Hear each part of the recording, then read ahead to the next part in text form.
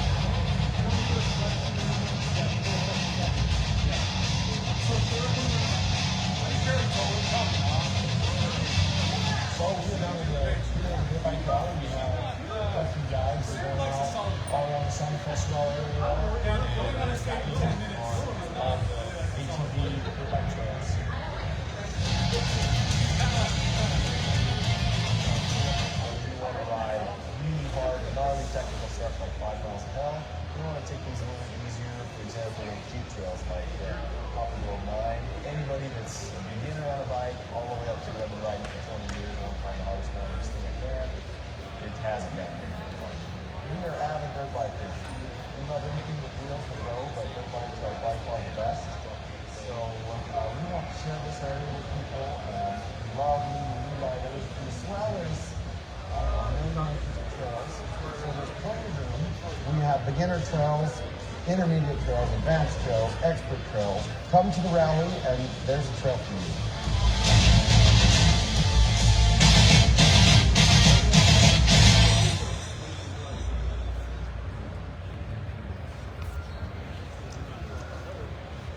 All right, on the stage now we have Rich Klein with Trail Hero. He's going to lead our panel on the IcelandX experience. All right, guys. My name's Rich Klein, like you just heard. I'm with an organization called Trail Hero, and we host events primarily in southern Utah, but we've recently, and I'd say recently like the past decade or so, started branching out and hosting these events internationally. We've gone to Australia, Spain, Japan was our most recent trip, and I've got a vested interest in this panel discussion because these guys went to Iceland and off-roaded, and that's what I want to do personally as well. And I'm looking at bringing my entire crew that loves the hardcore aspect of the adventure, and also all the sweet, nice amenities that a cool tour can also provide. And it looks like this is something that I know my group will enjoy, and I believe you guys will as well. Looking at this, we have Phil and Jordan, Tony and Lacey, and then the director, Stephen Aldridge, and cameraman Ty Coleman with us today. Here shortly, they're going to join us up on stage and talk about their experience in Iceland with IcelandX and what all their tour provides. Not just, it's not just a tour on the pavement from parking lot to parking lot, but checking out the volcanoes and the glaciers and all the adventure that Iceland really has to offer. So guys, here's a quick video about their experience, and we hope that you stick around and join us for the discussion afterwards. Thank you.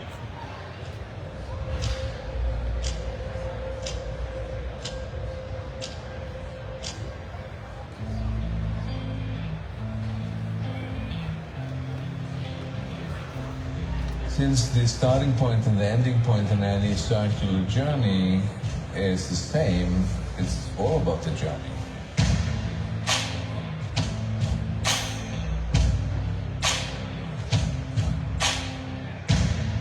What I try to do with most of my tours is really gonna live by that motto that it's an adventure, not a vacation.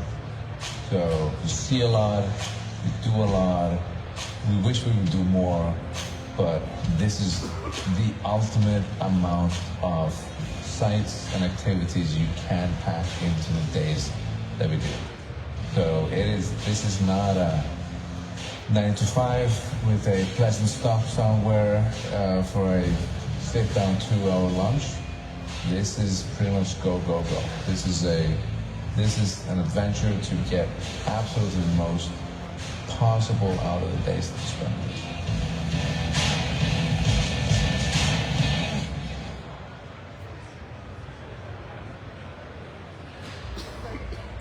Good morning, ladies and gentlemen. This is your director speaking.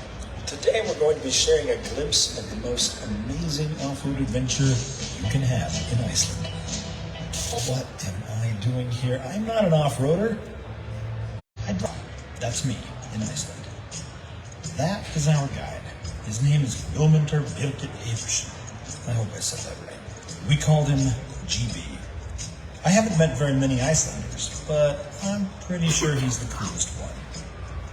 I traveled with a group of off-road enthusiasts to Iceland for a 9-day adventure around the country.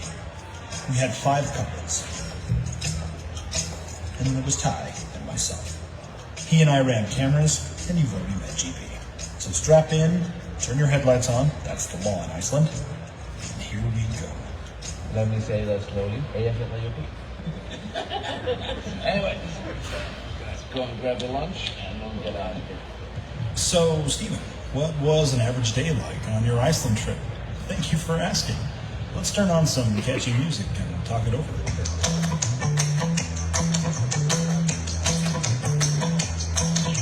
Every hotel room had blackout curtains. The sun rose before 6. Breakfast, the river. Load the vehicles. Drive. Stop. Air down the tires. Look. Listen. Take it all in. Drive. Rivers. Restrooms. Sheep. Dust. Horses. Tunnels. Bridges. Feeding horses. Fuel stops. Rest stops. Lunch stops. Walking. Photos. Videos. More photos. More videos. Drive. Be prepared for long, exciting days. It's amazing how much you can fit in a day with the right organization and the right group of people. Because it feels like we fit a month's worth of excitement into just a few days. And that's pretty amazing. Dust. Walking. Looking. Listening. Wondering. Whales. Trying to take it all in. Hoping this changes you. Driving. Airing up the tires. Driving more. Dinner time. Sleep time. Isn't this freaking awesome? My favorite parts, the river crossings, are really cool. But the scenery, oh my gosh, just so beautiful. And of course, getting to play with big tires in Iceland. I mean, let's have fun.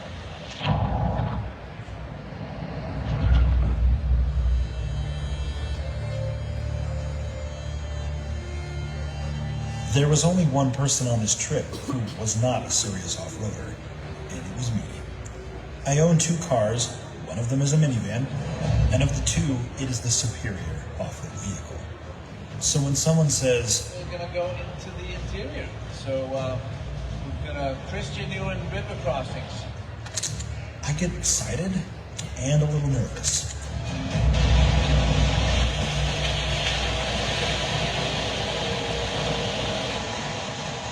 No matter how capable an off-road vehicle is, there's still something unnatural about driving across a river. There are going to be some rough rocks. Okay.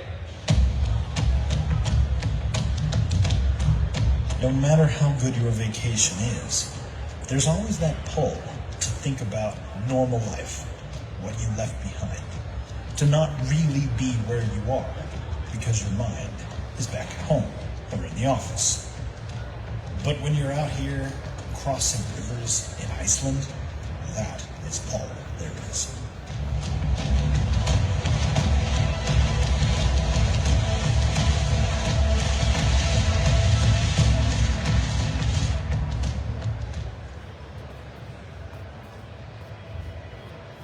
It's such a simple idea. You take moving water and add gravity. But there's no way to describe what it feels like to be next to this kind of power.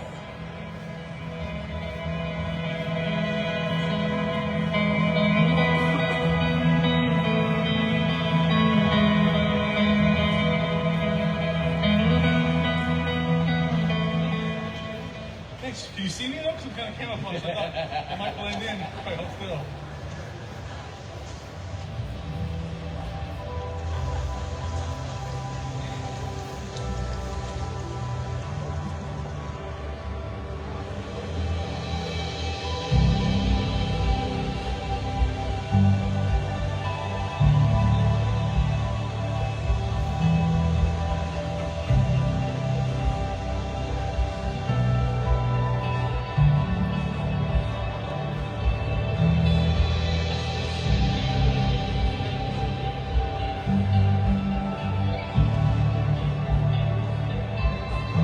Waterfalls speak to my soul. You can't stop it. It's loud, it's wet. It is Mother Nature in a strong, powerful form. And it's beautiful and dangerous and yet amazing all at the same time.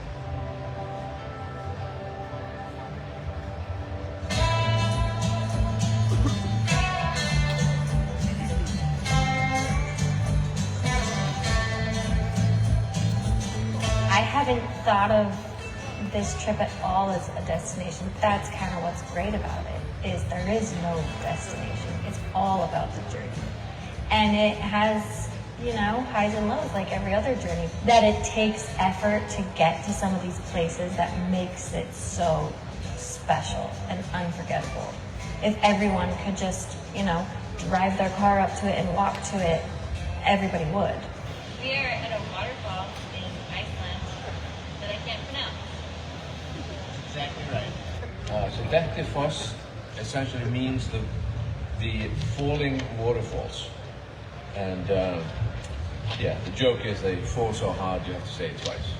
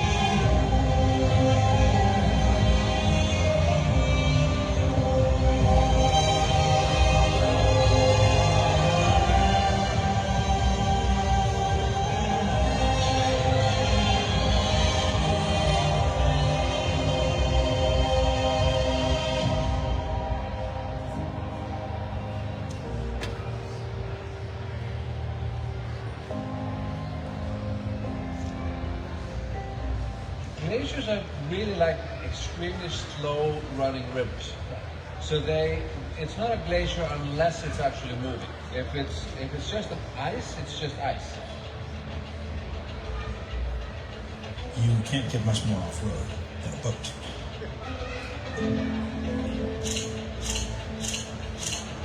Iceland is home to the largest glacier in Europe. We took a Zodiac ride out into this lagoon to see the icebergs that have broken off this 1,000-year-old glacier. Fun fact, the icebergs you see here have a lifespan of roughly 2 weeks.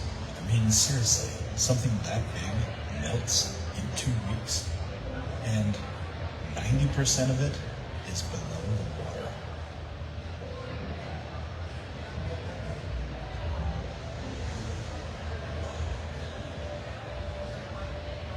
When NASA was preparing to go to the moon, they searched the world over for a place that could stand in for the lunar surface. Iceland delivered. Now, obviously, I've never been to the moon. But since I've been to Iceland, I feel like I understand a little bit of what Buzz meant when he stepped off the lunar module ladder and uttered the words, "Magnificent desolation."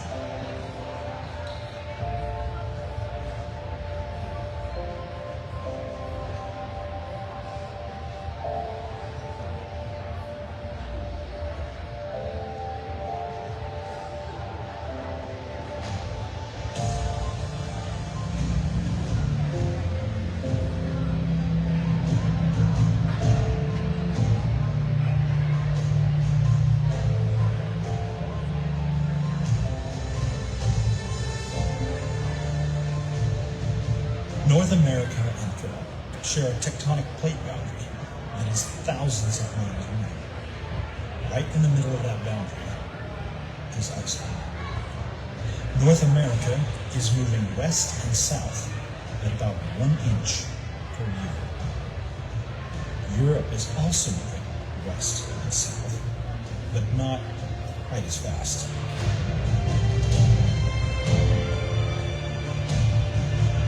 Iceland is what happens when two continents have a tug of war. Earthquakes, volcanoes, and lava. Lots and lots of lava. I kept expecting to see a couple of hobbits as we drove through here. Razor-sharp rocks, tight turns, basalt roads, black, crusty lava, as far as the eye could see.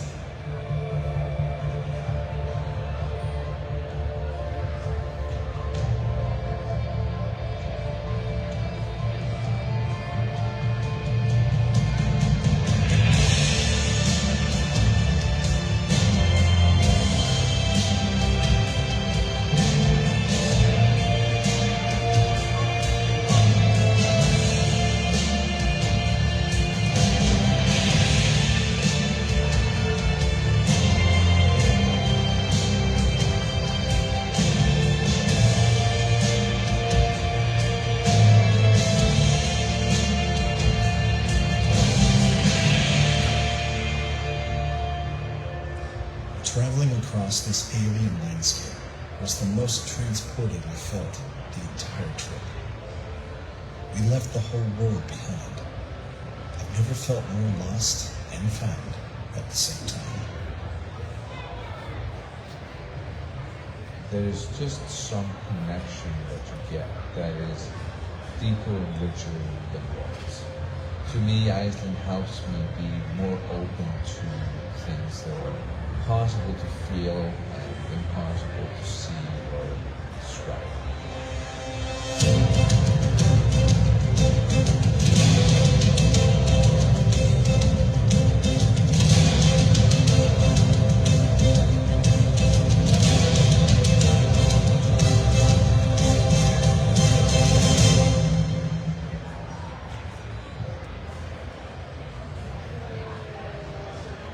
Traveling the world looking for the perfect off-road experience, I think this is a great opportunity to dive deeper into what drives the panel here and find out exactly how rich their experience was. Please join me in a round of applause bringing up our panel. Phil and Jordan, Tony and Lacey, then director, Stephen Aldridge, and cameraman Ty Coleman, responsible for creating this great video here.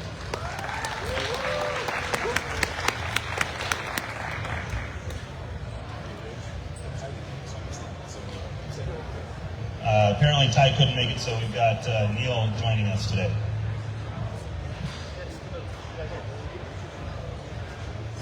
So, pretty amazing experience. I know that traveling the world and off-roading, it's kind of one of those bucket list items. You say you're never going to get a chance to do this.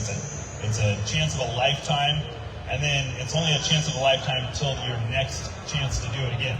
And so, what we find is that this is that next opportunity for a lot of different people, right? My question, and we'll start with Neil, how life-changing do you feel like this was for you? If you think about off-road and what you've done in the past, how does this compare? Life-changing, I'd probably say life-enhancing, because it's a different flavor, right? It's a different spice to life than we've had before. Utah, we got all this red rock, we've got the rock crawling, we've got sand dunes, right? These guys have lava rock everywhere, black dirt roads instead of red dirt roads. Everything's green also because they've got this moss that grows in the lava rocks. And it's like a thick shag carpet. It's the coolest stuff. And it's things like that we just don't have. No matter how far you go in Utah or in the Intermountain West, you're not going to find that. And so it's just another flavor to life that just makes it better. All right, here's a question for Tony. When you look at how rugged of an environment that is, and we live in a high desert type community, right? But this takes a total different level of expertise to navigate. how did IcelandX set you guys up for success in your trip and your adventure? Well, I think that if you're trying to go out and navigate on your own, when you get out in the interior, you would be lost. You wouldn't be able to see anything. You don't know what direction you're going. Everything looks the same. It's vast. You could be driving in one direction for 8 hours and not know that you're in a big circle. I think there's similarities in the middle of the desert in Utah, but I think out there, having a guide that knows every road out there, that knows, like you said earlier, I think there's 25,000 miles of road, but only 6,000 of those miles are paved. So you can imagine the vast exterior that we're driving through. We're going any direction. I would have no idea where I was going. Even if I had a map, I wouldn't even know, okay, well, does that look right? Does this look right? But having a guide there that's from there, that's done it, I didn't have to think. It was actually, it was fun because usually I'm always trying to figure out where I'm going, how many hours is it going to take to get to our next stop, where do we get food, all those types of things. They were taken care of for us, so we could just enjoy the adventure. So, Tony, between you and Lacey, who's the planner between the two of you? So, Lacey, this question's for you. If you're planning your adventure and you go through and you make sure every little aspect's ready for this great trip for you and your family, now you're kind of putting all that into somebody else's hands. And IcelandX provided this amazing experience for you guys. How well was it put together, and what was the maybe your favorite part of the planning and how everything kind of just fell in place? So between my husband and I,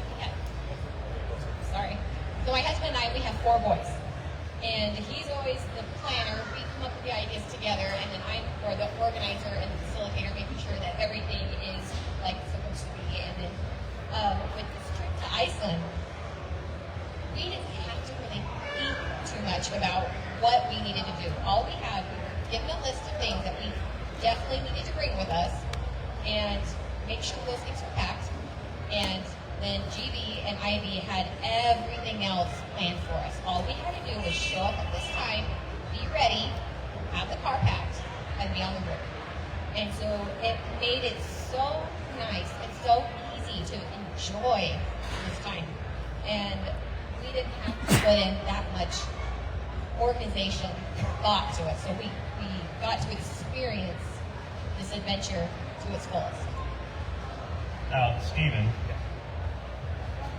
it's obvious that your outlook on this and the passion behind filmmaking has created an amazing piece here for all of us to watch.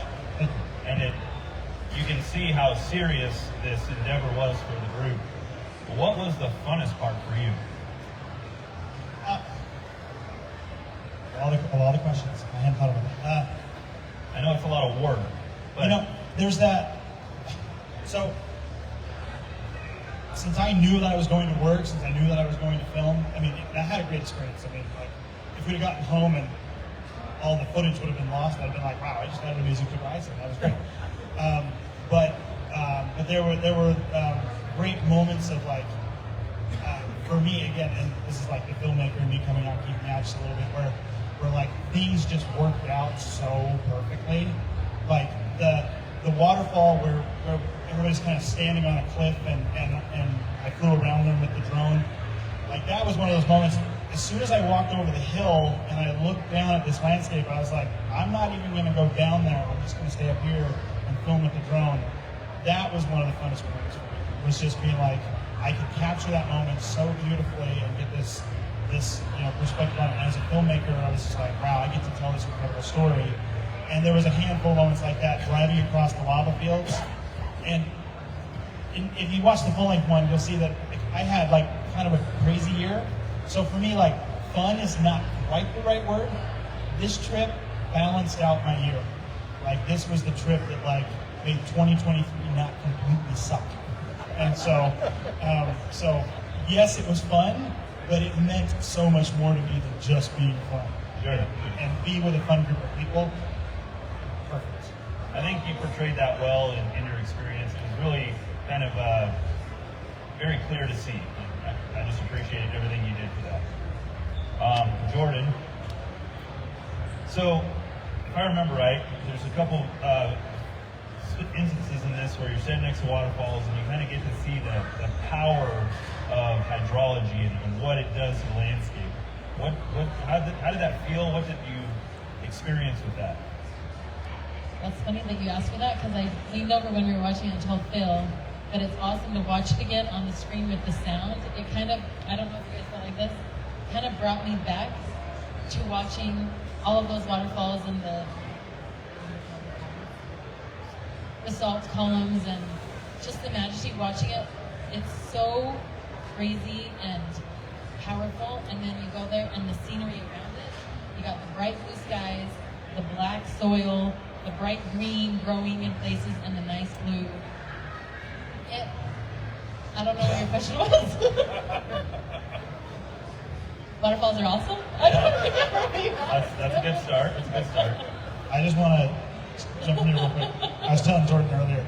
So I took turns interviewing everybody on the trip. Some people interview better than others. Sure. I started asking Jordan questions, and she was just like, I don't know what to say. And she got a little annoyed with me, and so I stopped trying to interview her at that point. And then, but then we went to one of the waterfalls, and it's the shot you see of her where, like, you kind of see the waterfall behind. She got her hood up, and I stood her there, and I filmed her for about 10 seconds, and I said, "Thank you, that's your interview," because I felt like her face, her enjoyment in that moment was so clear that I was like, you couldn't put that into words. And so, that's awesome. So, Phil, as you get a chance to see this moving experience for your significant other, and you are experiencing it on your own as well, you know that this is provided by IcelandX. Is there any way you could even imagine doing this on your own? Not a chance. No. Not to have this kind of experience.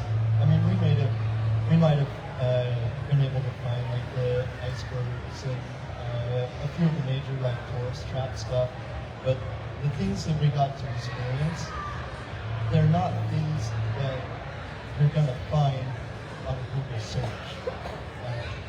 And we would ask questions. We'd be driving down a road and we'd say, "Hey, what's that?" Or "Why is this like this?" And to be able to get the explanation of culture and all of the stuff, it was so awesome. And just that, they took us to a few places that made us turn off our GPS and stuff on. And that was probably one of the most incredible waterfalls. And again, it was funny because we would pull off, we'd be going down this dirt road, and we would pull off to go look at some little hidden waterfall or some other little cool thing.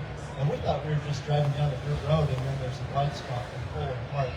And we go down the trail, and then we turn and come around, and there's this awesome little waterfall and some other features. And pretty soon, 2 or 3 other cars would pull off right with us. And I forget what GP called them, but it's sort of like Ricky News, but they would call us. And so these people got lucky because GB was guiding us, and we pulled off and we went to look at these things. And they got lucky because they saw us and they were pulled in. Yeah, and I kind of took the idea, or get presented this idea that GB was able to guide you off the beaten path, right? You weren't doing all the touristy stuff that everyone else does when they go to a place like this. They look on Google or whatever they're doing, and they find the top 5 places to go, right? And that's what you do when you go. But when you have some real local insight, somebody who's experienced the terrain and is used to touring people to these really obscure places, I think it enhances your experience as well. So I guess my next question would be for, let's try Lacey. Besides the obviously the awe and everything that nature provides, what was one of the best experiences that IcelandX provided? So I'm going to tell you about my favorite place that we went, and it's the drone footage area that you were talking about. I think I'm pronouncing it correctly, Alteofos. Is that right? Maybe? So it's the one where you saw all the salt columns. It was at sunset, and the sun was just hitting those columns just beautifully in the right way. And we walked down, and you just see this green ridge. It's even before you get to the salt columns. We're coming down, and there's this beautiful green ridge. We see the river, we can see the farmlands out in the distance. And then we go down this steep hill, turn, and all of a sudden that river hits you, and the columns just are glowing. And then off to the right of it, there's this beautiful, lush green area where a little waterfall is trickling through, and you can see where wildflowers probably were blooming at some point. You just barely see them, they start to wilt. And just the colors were just amazing. The sound of the river was just beautiful. I have a slight obsession with volcanoes myself, and the geology of the area was just breathtaking. And I sat at the end of this little, it's like a little peninsula that just kind of came out. It had, I don't know, 100-foot drops down to that river below. And I just sat there in awe. And I was like, all right, I found my place. This is where I want to be. If you put it in front of me where I wanted to go on my next vacation, would it be Mexico, which is absolutely beautiful, beach sands, or back to Iceland? And I would have to say back to Iceland every single time. I found my favorite place. I found where my heart has fallen in love with. So I think that's incredibly interesting because a lot of people, they think vacation and they go, let's go sit on a beach, Mai Tai or whatever, right? And when you have such a moving experience, it changes your perspective. That's the spot she's talking about. And this is the spot you were just talking about, right? Yeah, and Neil sitting there, just soaking it all in. And what time of day was that, by the way? 6 o'clock. 6 o'clock shadow right there? Yeah. So how was and maybe this is more from Tony, how was the lighting, how late was it sunny, and was it just like the US here, or is it a little bit more drastic being up north? No, that was what kind of fooled you, because you put in 8-10 hour days, and you would leave in the morning it's light, and you'd get back to dinner and it's light, because that time of year, it actually surprised me it got as dark as it did at night, but the nights are shorter, which if you're ready for it, it just means there's more time to play. So we just spent every time we could out on the road. Sometimes we get back 7 or 8 o'clock at night. There's a couple nights where, GB's like, hey, we've got a 10 or 8 hour day. If we don't make it to this point, there's nothing open. You cannot get dinner. So we would be halfway through the trip, and we'd be having a blast. And be like, remember, we're gonna miss that dinner, we're gonna miss that dinner. So things like that really helped us keep going on, because otherwise we would have missed stuff or missed food in the middle of nowhere. Sure. But to your point, I think that we tried, and Neil may be one of the few that saw, we tried to do the Northern Lights, but it was kind of the wrong time of year. So we tried to see that at night if we could. But I don't know, maybe you can comment if you saw them. I never saw them. So, how were the Northern Lights? Northern Lights been on my bucket list for a long time, and my wife and I, Sarah, who's sitting right here, we got lucky. We were the only ones that saw it. We had a heck of a time getting to Iceland. We had some flight problems. We were so tired. It was the second day. We were up late. It was like 1 o'clock, I think, and we were going to bed. And then she got some notification on some Facebook Iceland group that she was on that the Northern Lights were happening. We had just pulled the covers on. We got back out of bed at like 1:30 or something like that. And we went out to the parking lot, and we're laying in the parking lot looking up at the Northern Lights, and it was incredible. At first when they started, it was like this glow, and I was kind of like, I don't think that's them. It was too faint, right? It was almost like a mist or a cloud. But then, man, they turned on in their glory. And one or two of those pictures might make it through this slideshow, but it was really, really cool to get to see them. With the right settings on your iPhone, you can get a good picture of them. It was just, people come to Utah for our dark skies, and they get to see the Milky Way for the first time in their life. Or some people have never been to the ocean ever, and they see it for the first time. That was the Northern Lights for me. It was just unreal. Like, you can't believe what you're seeing because it's so foreign to where we live. Yeah, when I was talking to GB earlier, he was talking about how you get out of town and there's no light pollution whatsoever. You see every star in the sky.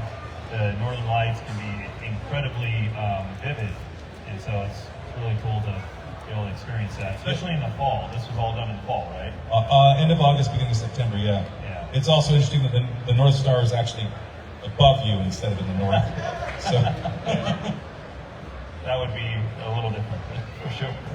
All right, so let's see here. Jordan, how were the amenities? Like, the hotels, the food. When I travel, I love the food, right? So how was the food? Okay. No, it was the best. So I'm not a fish person at all. We are not. No. It's the best fish I've ever had. And I actually enjoyed it if I didn't think about it's mental for me. Sure. So if I'm not thinking about the fact that I'm eating fish, I'm totally fine. But it was the best fish I've ever had. Cool. And we had the hotels were really nice. One interesting thing, they don't, it's all radiant heating there, and so you get your shoes soaking wet, hopefully going through the rivers and going to the waterfalls, you didn't get water inside of your waterproof boots. Then hopefully they were dry by the morning. You're gonna stick them on the radiator. Yeah. But it was beautiful. Everywhere that we went was amazing. Oh, one thing I want to say before is, one thing that GB said at the beginning is this was not a vacation. Yeah. It's an adventure. So if you're going to relax, you're gonna be surprised. So it was amazing, beautiful. So Stephen, you worked a lot to make this, something that we can all enjoy from home or from here. But how was the food for you? What do you think of the flavor, since it's maybe So in the longer version of the video, which is, as I said at the event, it's going to be available on YouTube, there's a section on the food, and I talked about this. I'm not a fish person either, but I was just like, you know what? I'm going to eat whatever's put in front of me, and I'm going to enjoy it. Yeah. I have some, I don't eat very well, this doesn't show, as a rule, but while I was in Iceland, the food that we ate, I felt better than I felt ever. Like, it was so good. I felt healthy and strong, so I really enjoyed it. I had a good time. And when we got back to Reykjavik and we had like the day to ourselves, I went with Tony and Macy and our other guy, and I ordered fish and chips of my own food of choice, and it was absolutely amazing. And I'm eating it. I'm like, why does this not taste like fish? And I asked one of the staff, and they said, well, this is how fish tastes if you never freeze it. Yeah. And so I was like, oh, gotcha. So yeah, I liked it. So Phil, I know we're kind of dancing around here at the mic. When I think of off-road, I'm going to geek out a little bit here. Those rigs are pretty cool. Yeah. Like, what kind of mods do they have? How they ride? The tires were unique. Yeah, so GB had the black Patrol, Nissan Patrol, and they're more like the old school Patrols over there. We can't get them, sure, of course, and we can't get cool stuff. But that was cool. He had his summer tires on, which were 42-inch tires. His winter tires were 46-inch tires. The Gladiator had 40s on it, and then we had two Toyota Islets. Yeah. I should know the exact model. Okay. Anyway, and one had bigger tires and one had smaller tires, and we called them Master Yoda and Baby Yoda. Nice. So we had a lot of fun with that. But they're not real big about lots of flex in the suspension, because it's not like here where we're going rock crawling and stuff as much. A lot of them are set up for winter wheeling, and so you'll see the air. If you look closely on some of the fenders, you'll see a round thing. That's where they hook that air in. It goes down and hooks in the center of the tires in the wintertime. Sure. And where they put their big flotation tires on. And in the wintertime, they don't bother with roads. They just, yeah, we're going this way. So we need to go back for a winter trip. I was going to just ask Neil, okay, so I talked to GB earlier, they do winter trips where you're driving over snowy terrain, maybe even up to the icebergs or glaciers. Thank you. Tell me that's on the schedule next, right? If that's where you're going. I mean, GB's got to invite us back, right? So maybe we'll get there for sure. So, if you were to go in the wintertime, what are you looking most forward to? Since you've already seen the Northern Lights. I would be going back for the Northern Lights. Yeah. I want to see more. We had about an hour of good Northern Lights. Winter trip for me would be going back for that. The other thing for a winter trip would be that the trip that we went on was great. We did a lot of dirt road, a lot of off-road, not touristy stuff, which is a really great way to travel, but you can stay away from the tourist traps. But the level of danger that we had on our trip was, in my opinion, fairly low. Yeah. Right? It wasn't a lot of risk for death, dismemberment, getting stranded and dying of starvation.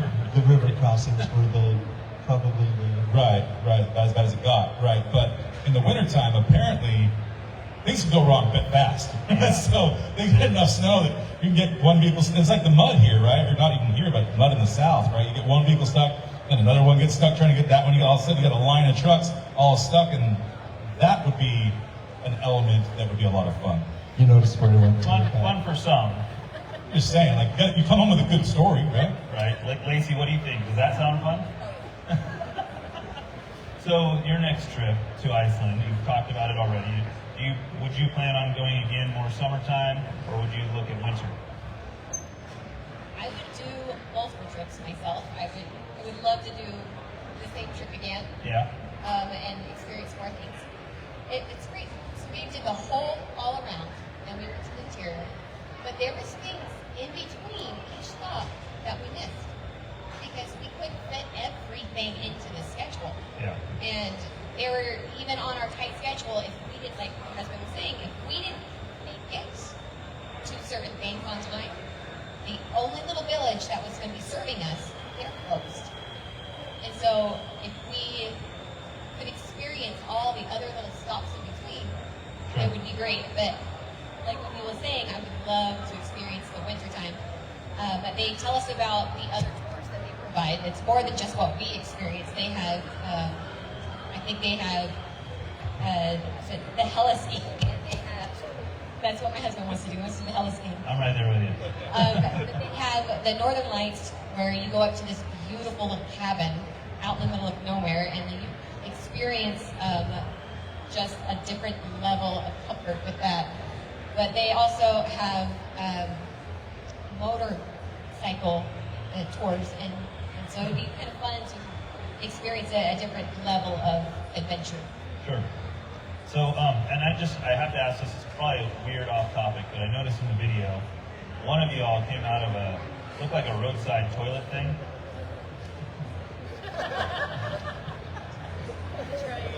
So, how was that? That was a request from the filmmaker. That's what all the little outhouses look like. You know, ours are these ugly little brown boxes, and in Iceland they're these cool little triangular Really cool. things. Yeah. You could sleep in it, at least. Well, I wouldn't suggest it, I guess, but it looked like you could sleep in it. We kept seeing them, and one time we were stopped and just kind of walked around a little bit, and I said, I need somebody to come out of that. And Neil, I don't know if he stepped up or if I just was like, Neil, get in that bathroom. I think that was in line, yeah. We got outhouses here in Utah. Ours are a little more spacious, but the smell was about the same. Oh, yeah. So, and then I think they're just triangle for the snow, I imagine, just so they don't crush under the weight of the snow, but it was more wooden, less concrete. It looked like a cool number 2 you might have taken there. It was a cool number 2, yeah. Weren't they cleaner than the actual, nice building bathrooms at the touristy places that we went to? But I'm not sure it was due to maintenance or just lack of use. I mean, we were in the middle of nowhere. That's true. So, can't compare that to a state park bathroom. That's true, that's true. All right, so Jordan, if you don't mind. Well, that's my question, how the bathroom? I see how it is. Yeah, that was the question. We'll get back to you. Maybe talk about number 1 or something somewhere else. Jordan, if you had to give a 30-second elevator pitch about your experience and why people should go, what would that look like? And I know I put you on the spot. In the meantime, we'll talk about it. I know, right? I don't know. It was amazing. I would totally go and do it again and again and again. I was dead at the end of it. I needed a vacation after my adventure, but it was so worth it. And when Stephen kept on trying to interview me and I couldn't think of answers and whatever, I'll tell you one thing that did come to me when I was there. We have 4 kids, 3 little girls and a little boy. And when I was there, I'm like, oh, they would love this so much. And they actually have told us that they want to go. Not a chance. But so I was thinking, that'd be so nice. They would love it. So I'm like, I'm so glad they're not here so that I can enjoy it. Yeah. It is such an amazing experience of a lifetime, even if you can't go back a million times, like Lacey and Tony want to. It's just the amazing, experience. I don't know. And I didn't have to plan it. That was awesome. Yeah. Neil, can you imagine maybe not doing this with IcelandX? It seems like everything's perfectly aligned to just have that great exposure the entire time. Yeah, so one thing that you'll understand, and I also understand because I do some tour guiding here in Utah in the summertime. And the thing that I think people don't realize when you're on a guided trip is how much time that you save in the decision-making process. Like, can we get there? And then you're on your phone trying to figure out how far it is before dark, or what order should we do things in, you know? And there's just so much lost in the decision-making, and like, well, we're gonna get up to this hike. Like, how long is it? We need to bring lunch with us, or is this 15 minutes? And just figuring that stuff out, you lose so much. There's an opportunity cost, right? When you're paying so much in flights to get there, and your hotels and all your other expenses, if you add it up, your cost per minute is pretty high. And if you go on a tour like this, like, every minute is just maximized to its best, and that in addition to the benefit of not having to plan it and that the stress it takes off of, you really are maximizing your time at going with a guide. And so I think that's the big difference, is saving time, and then being able to have like a walking Google, right? Like, hey, what's that thing? Like, yeah. And they tell you. It's really nice. So I keep having this thought, so I'm going to say it. Ivy's back here. So, Ivy, you were tracking our progress, right, during our trip? Okay, so here's what would happen. Oh, yeah, this is important. We'd get a little bit behind. Ivy is watching on GPS. She's watching GB's phone. So she can tell where we are. And she would say, oh, hey, they're behind. She'd send GB a text. Should I push dinner back? GB would say yes. Oh. Ivy calls the restaurant and says, can we move the reservation back? That's the kind of teamwork that's going on. I didn't even know that until 4 or 5 days into the trip, and I was probably one of the big reasons why we were behind. So, yeah. But the fact that nobody made me feel bad about that is awesome. Well, it does take local knowledge and expertise to kind of choreograph everything from start to finish, right? And having that kind of base station, IcelandX, and the support staff there obviously makes life a little easier, right? Can I comment on that too? Yeah. So a guy that I work with did a similar trip, like 6 months before I went, and he went with his family. He rented a Sprinter van, right? And he had a great time because it's Iceland. But some of the things that he was telling me, I was a little worried. Like one of the things that they went to a place and they got a hotel, and they weren't used to the hotels in Iceland, and it didn't fit them all. So he ended up having to sleep in the van while his kids were in the hotel because they didn't have any more room. Things like that. Sorry, Dad, you're out. Yeah, exactly. So some of those things I appreciated, and one of the things that was brought up that I don't know, I think we probably all realized it, but we're not thinking of it, is some of the attractions we went to some of the big things that all the tourists go to too. But GB knew when to be there before the buses came. So some places we'd be up early to a waterfall prior to the rest of the whole world coming, and we'd be out of there on the road by the time they showed up. Sure. So we were able to see some of those big, beautiful waterfalls that are kind of well known, but he knew when to get us in and get us out, and why, and how to get us around there, so we didn't compete with the crowds. That makes sense. That definitely makes sense. Now, this was a question my wife wanted me to ask. I'm going to ask Lacey because I'm sure she's one of the only people that knows who this person is. Did you happen to see Zac Efron there? Because I hear he had a show or something. So I do know who Zac Efron is. Okay. That's why we didn't ask you. But that movie, he got famous, and I've actually never seen it. Oh, I'm not that young. I'm just saying. But no, we did not see it. Did you see any? Okay, so did you see any other Americans? Did you? I mean, it's easy. Luckily, English is spoken there, but there's also another language there, Nordic or what is Icelandic. that? Icelandic. And it's obviously very difficult to pronounce for us Americans. I didn't say a single word when I was making the video in Icelandic. Yeah. The only word was GB's name, and I was like, I'm not even sure about that. Yes, it's a child. And they're Vikings, not Vikings. I heard that on the last one. They're Viking. I am Viking. That's cool. Yeah. So what then? We'll go to, let's see, Tony. What is one Icelandic word that you know you can say? Valhalla? Oh. I got one, and it's the same as her waterfall. You said a little different. I said Aldeafoss. I think you said Alteafoss or something? Aldeafoss? And the only reason I can remember that, because I know that I can spend all day there. It's Aldeafoss. All right. So, All right. that's it. Eyjafjallajökull. What's that one? Eyjafjallajökull. That's the big glacier. That's the glacier. How do you spell that? Don't even. All right, Phil. Oh, and just a quick note, we never met anybody that we couldn't communicate with perfectly. Easy to get around. There's no language barrier. Like Cool. it was totally fine. Everybody we met. Did you get a chance, Phil, to see an exploding volcano? Because that's like the thing that I wanted to see. No, we left there before that. Good. Wasn't like Secret Life of Walter Mitty when the whole thing blows up and No, nothing but like we that? did get to see a small iceberg cap. That's cool. That was really cool. And it sounded like a couple shotguns going on at the same time. Sure. Now, I think I saw it in the video, and I don't remember. It might have been Neil. You picked up an ice out of the water, right? Yes. Did you taste it? I think we all had a bit of ice, No didn't we? kidding. I had the first bite. How was that? It was amazing. Was it? Fresh spring water?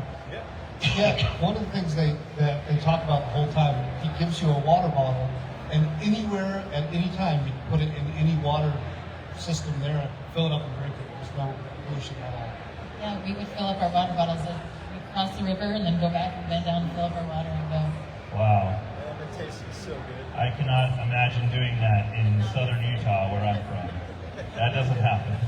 We have swimmer's itch, we have all sorts of weird stuff. That's really cool. So, everyone got wet, obviously, but who got the most drenched?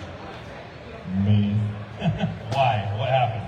I stood under a waterfall. Oh, So what you find out there real quickly is that we think that we have waterproof gear here, but it is not Iceland waterproof.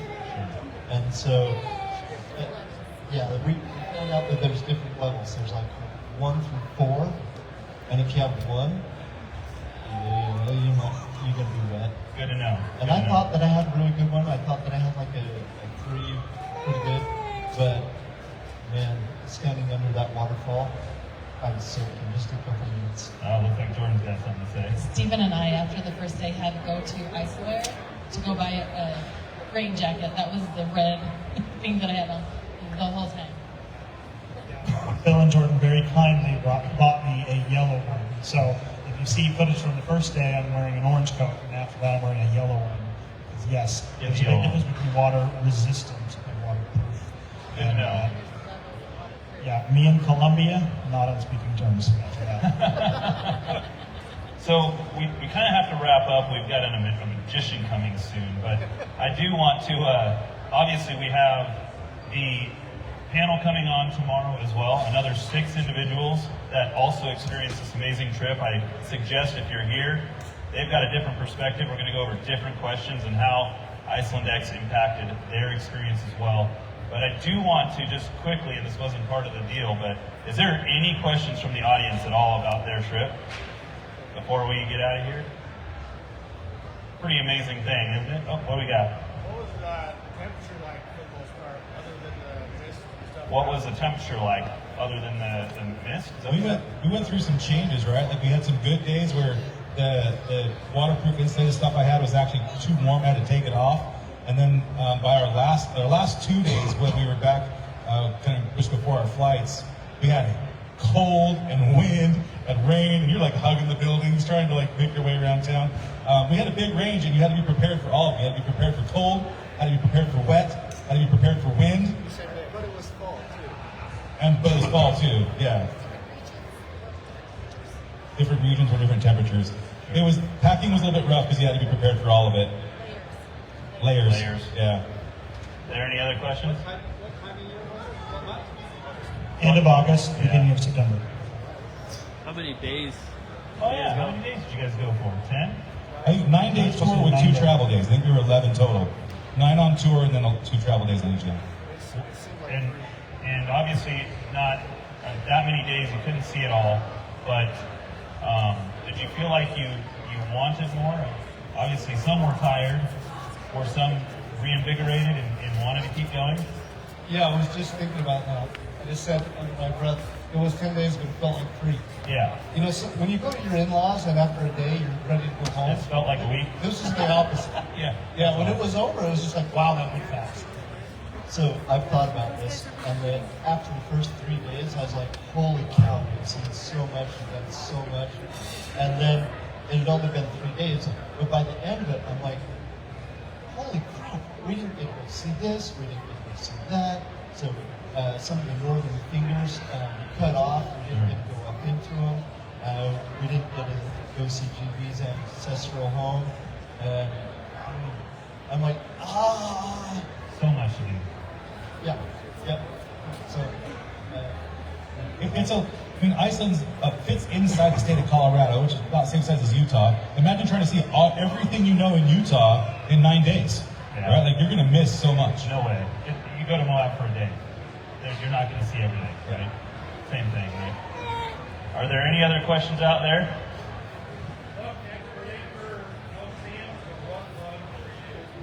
What kind of bug? Midges. They didn't bite you, but they like to fly in your eyes. Oh, And it yeah. was only 1 day. Oh, I bought my mosquito net at the hotel we were staying at, so I mean they're there. So just buy one and just keep going. good point, good point. So that wraps up our deal here, but I would prompt you guys to all get a chance to go over to IcelandX, find out more about their amazing tours. GB, the star right there, he's ready to answer any questions you guys may have.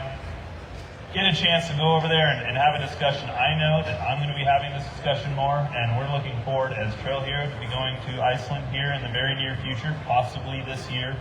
And again, if you have any more questions or want to know a different perspective, tomorrow at about 3:45, we're going to be here at the stage with a whole new panel of people, and we're happy to go over more of it with you guys.